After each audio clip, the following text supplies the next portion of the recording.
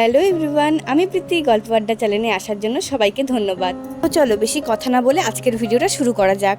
Thumbnail দেখে হয়তো তোমরা বুঝেই গেছো যে আজকে আমি কাকে নিয়ে কথা বলবো। হ্যাঁ, আজকে আমি জিৎ ও নিশিতাকে নিয়ে কথা বলবো। নতুন বিয়ে করেছে জিৎ ও নিশিতা, এর মধ্যেই নানান জায়গায় ঘুরতেও চলে গেছে তারা।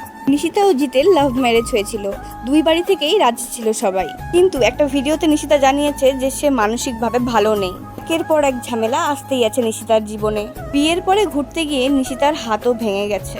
কিন্তু নিশিতার সাথে এমন কি হলো যে নিশিতা এই ভিডিওটা পোস্ট করতে বাধ্য হলো। একটা ভিডিওতে নিশিতা খুব দুঃখের সাথে বলছে যে ভগবান, তুমি আমার শাশুড়িকে 100 বছর বাঁচার আয়ু দিও, কারণ আমিও যেদিন শাশুড়ি হব সেদিন আমার শাশুড়িকে দেখিয়ে দেবো যে তোমার আর আমার মধ্যে পার্থক্যটা কোথায়।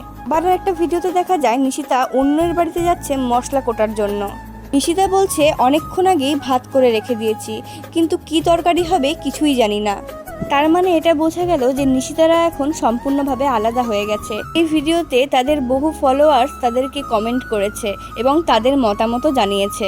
একজন লিখেছে, আমরা মেয়েরা যে যতই কষ্ট দিক না কেন, কিন্তু বর সুখী রাখলেই সব সুখী।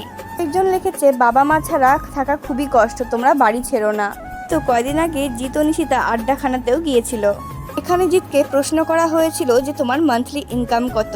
জিৎ বলেছিল যে একটা আইফোন তো কিনতে পারবো।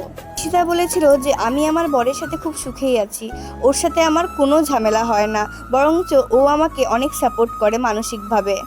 দুজনের মধ্যে কোনো সমস্যা নেই, ওই ফ্যামিলিগতভাবেই একটু সমস্যা। নিশিতা বলে এরকমটা হবে জানলে বিয়েই করতাম না।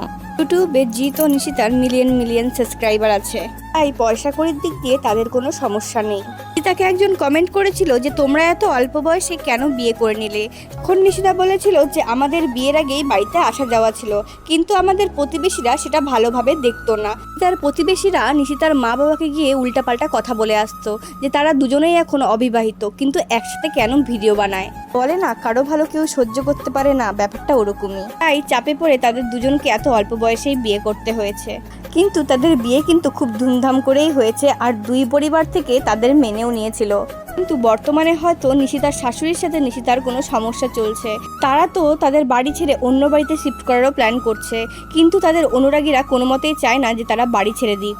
এই ফটোতে নিশিতা ও নিশিতার শাশুড়িকে বেশ হাসি খুশিই দেখাচ্ছে, কিন্তু এই শাশুড়ি বৌমার সম্পর্কে কেনই বা ফাটল ধরলো, এখনো পর্যন্ত কিছুই খুলে বলেনি নিশিতা।